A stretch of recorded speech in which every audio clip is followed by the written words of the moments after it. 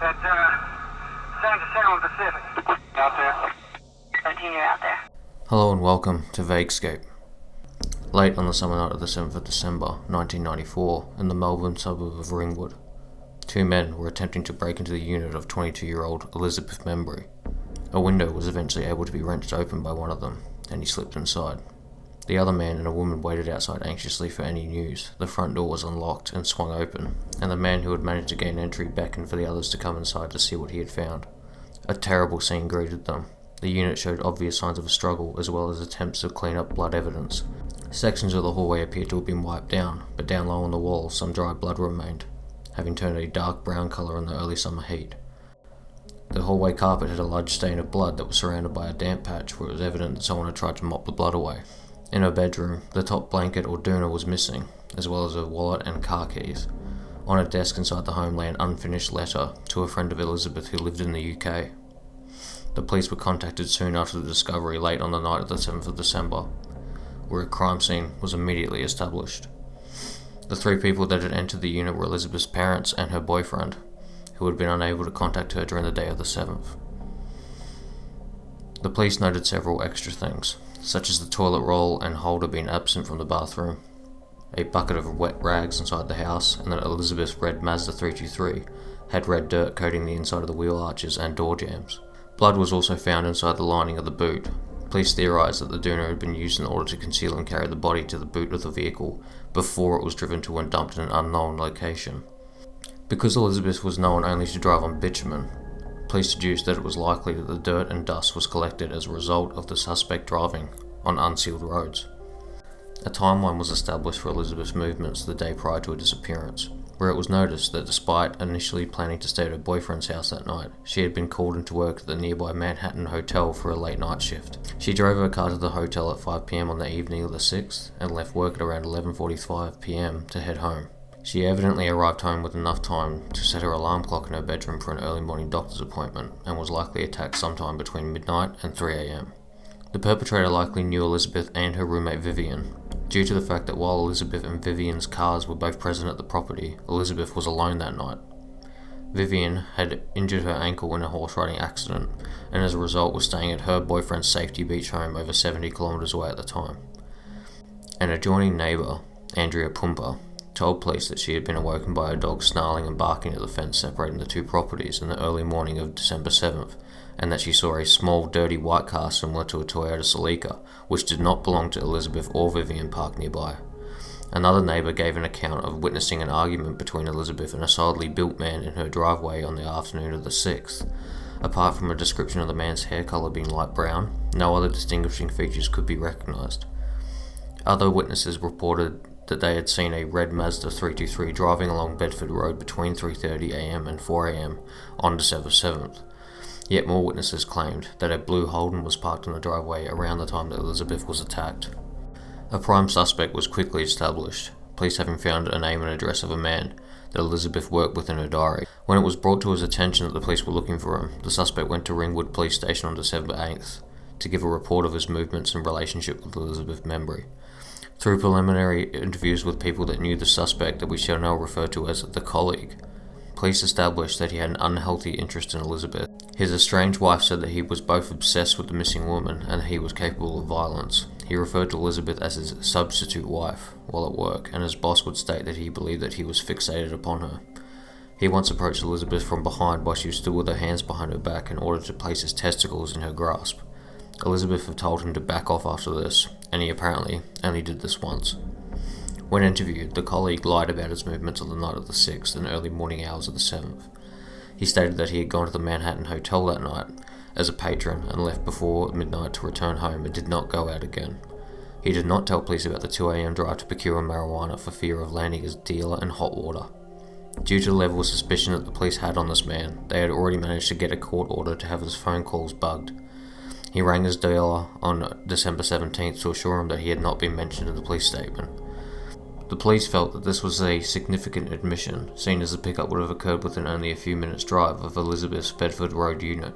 The colleague was eventually cleared as a suspect through an elaborate undercover investigation conducted by detectives in the mid-2000s. Another suspect was a man that had lived in the unit before Vivian had bought the property, and Elizabeth had moved in with her sometime later. This man, that we shall now refer to as the tenant, had lived there after separating from his wife and had formed a relationship with the neighbour mentioned previously, Andrea Pumper. The tenant reportedly still had backdoor keys to the unit and had a history of violence against women, having beaten an ex-girlfriend when he saw her with another man. He drove a light-coloured beaten-up Datsun 240K, which could be confused with an early model Toyota Celica. In a strange coincidence, he had also worked at the Manhattan Hotel several years earlier. The tenant was also eliminated as a suspect by means of an undercover operation. 6 months after the murder, Robert Dewhurst was considered to be a suspect for a short time. He had lived nearby and had threatened a woman, promising that he would do exactly to you what I did to Elizabeth Membrey. He was dismissed as a suspect soon after, and described by one of his friends as a bullshit artist.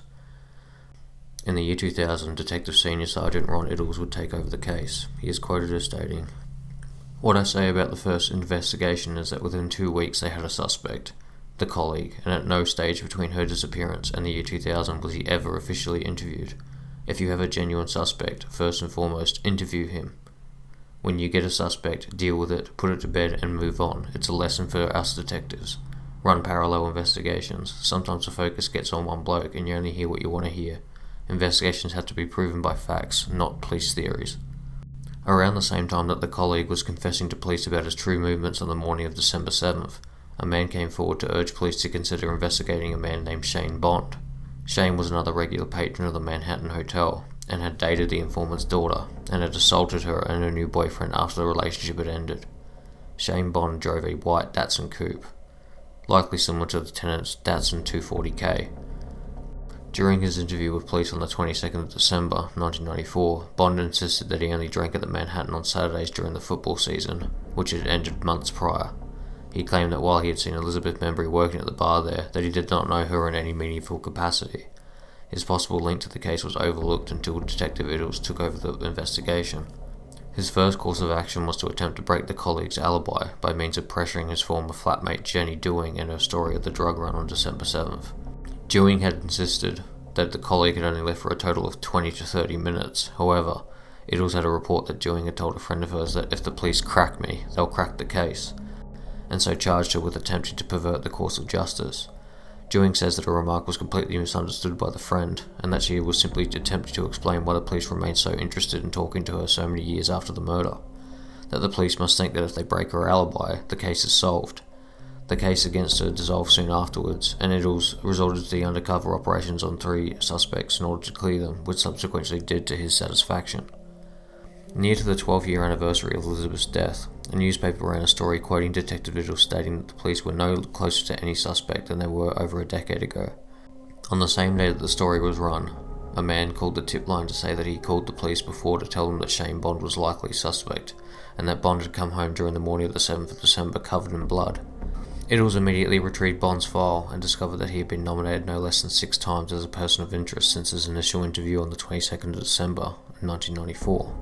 But had been dismissed as being eliminated as a suspect, although he had never been officially eliminated. Iddles then assigned a detective to review the evidence against Bond. This detective was able to make contact with Bond's former housemate in early 2007 in order to establish what occurred on December 7, 1994, and the housemate made a startling revelation when he stated that Bond had returned to their shared flat in the early hours with blood on his face, arms and clothing. Bond had told the housemate that he had bitten his tongue during an epileptic fit and that the blood was his own. The housemate, who said that Bond was a habitual liar, had assumed that he had actually been beaten up. Due to the housemate's criminal past, he had not approached police with the information at the time.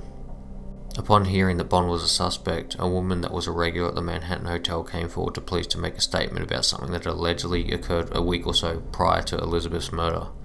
She said that Elizabeth had approached her about a customer hassling her to take her out on a date, and that he would not take no for an answer.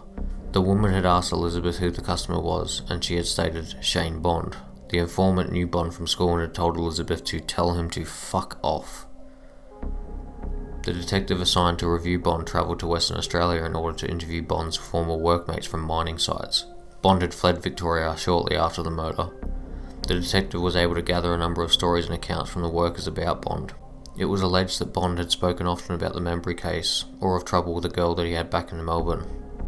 The stories differed greatly from one another and from the original statements that he had given detectives back in 1994. In one story, he argued with Elizabeth at the Manhattan Hotel, and in another, he claimed to have had a sexual relationship with her and was at the hotel on the night of the 6th. His workmates had questioned Bond about it, pressing him for more details, but they were stonewalled by Bond, who stated that they would never find the body, and that as a result none of it mattered anyway. One particular worker claimed to have overheard a story told by Bond of a time where he had attempted to pick up a girl at a bar, and later at a house had attempted to put a move on her. She hit him, and he hit her back, and from what I can gather, she fell onto a coffee table, hit her head, and somebody else helped dispose of the body. As a result of this investigation, 43-year-old Shane Bond was arrested in April 2010 and charged with the murder of Elisabeth Membrey. He remained on remand for 2 years, and his 10-week trial began in February of 2012. He was acquitted by a jury on the 28th of April that same year, after an 8-day deliberation. The case was said to have been entirely circumstantial, with little to no physical evidence tying Bond to the unit or the car, and relying heavily on the 17-year-old memories of unreliable witnesses. It was pointed out that the mining campsites where the stories were supposedly overheard or told were plagued with excessive alcohol and binge drinking. Shane Bond started to use the drug ice as a result of the stress of the allegations, and has been unable to find a job as a result of the trial and now drug addiction. He has stated that his entire life has been ruined due to these allegations. A 5-year reinvestigation after Shane Bond's trial led to the re-evaluation of a previously cleared suspect from the mid-2000 undercover operations. The younger brother of Elizabeth's housemate Vivian had been convicted of the rape of a woman in Queensland in 2014 through DNA evidence.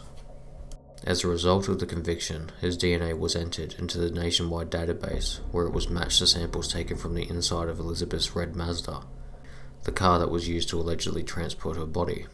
Under questioning, the suspect told police that he had once moved Elizabeth's car because it had been blocking his sister's vehicle. However, his sister told police that he had never driven either of the vehicles and that she would never have allowed him to move Elizabeth's car. Furthermore, the cars were always parked side by side with room for a third vehicle with direct street access. Further testing of the soil collected on the vehicle revealed that the samples were consistent with the King Lake and Sylvan areas, and also showed that the dust and soil were likely deposited when the car was driven on dirt roads at speeds between 60 and 70 km per hour for at least 4 kilometers, meaning that the resting place of Elizabeth's body was likely within a 100 km radius of her home. The suspect was 19 years old at the time of the murder and lived with his parents at the time. As a result, he would have had knowledge of his sister's injury and subsequent absence from her residence, leaving Elizabeth alone in the unit. Relatives and friends of the suspect reported that he had made odd statements in relation to the case, such as, "Liz is in a safe place now," and "they won't find the body, there's a lot of bush around there." One report alleges that he claimed that Elizabeth's body had been thrown into a river. Unbelievably, the suspect was a witness at the Shane Bond trial, where he testified that he had been to the Bedford Street unit only 5 or 6 times, maybe not even that. In one of the several accounts that the brother gave to police, he stated that he had visited the shopping strip on Bedford Road to visit a female staff member at the hairdresser's on December 6, but that she had been too busy to see him. The police followed up on this lead, tracking down every member of staff from the hairdresser in order to vindicate the story. Each of the staff members claimed to not recognise the name of the picture of the suspect. A witness statement from 1994 claimed that the brother had shown up to the Bedford Street unit unannounced 3 days prior to the murder. Elizabeth had refused him entry, but he denied this. He claimed that he had instead shown up a couple of weeks before to visit his sister Vivian, but that she had not been home and that Elizabeth had allowed him to use the bathroom. Police believe this statement was made due to the fact that the toilet roll and holder were both missing from the premises, meaning that his DNA or fingerprints were likely to be found inside the house and bathroom. He also declared that the vehicle he was driving at the time of the crime was a gold-brown Holden Commodore, but witness statements opposed this, asserting that he drove a blue Holden Tirana to the unit. At the time of the murder, the brother was on work cover for an injury that he sustained while working as an apprentice plumber. Despite this, he reportedly told a friend shortly after the 7th that he needed a backhoe in order to fill a hole for his boss. During testimony at Shane Bond's trial, the suspect was asked about a woman's wallet that was found in the glove box of his car by a female companion of his after he had left Melbourne. The female companion said that he had stated that it belonged to a friend of his named Liz, but he denied this. He later stated that he handed the wallet to a Caloundra roadhouse next to the police station on a later date. The wallet is said to have been black leather and matched the description of Elizabeth's wallet, which has never been located. Her car keys have also never been found. No less than 6 times concerned family members and friends of the brother reported him to the police to nominate him as the killer, stating that he was obsessed with Elizabeth and her case. had a history of stalking and had made multiple incriminating admissions. 10 days after the murder, the brother fled Victoria with a friend where he insisted on driving past the Bedford Street property despite it being a detour. He apparently cut off many friends and family after doing this and moved north up the east coast to Queensland. As of now, the suspect is 48 years old and unfortunately, without additional evidence found, no charges can be laid against him. What do you think? Do you think the police botched the investigation too much from the very beginning? Do you think that any of the suspects mentioned here are guilty? Or is someone else likely to be the perpetrator altogether? I personally find it very interesting that multiple people make incriminating statements in cases like this. It goes to show that you can't always believe what you hear from others or even what you yourself supposedly hear. We are humans and so we are fallible. We should remember this often, no matter how steadfast someone seems in their convictions. Regardless, I hope this case is solved soon for Elizabeth and her family's sake, as well as the members of the community of Ringwood, Victoria. This terrible crime has been a dark stain on their history for far too long now. This has been Vaguescape. Thanks for listening.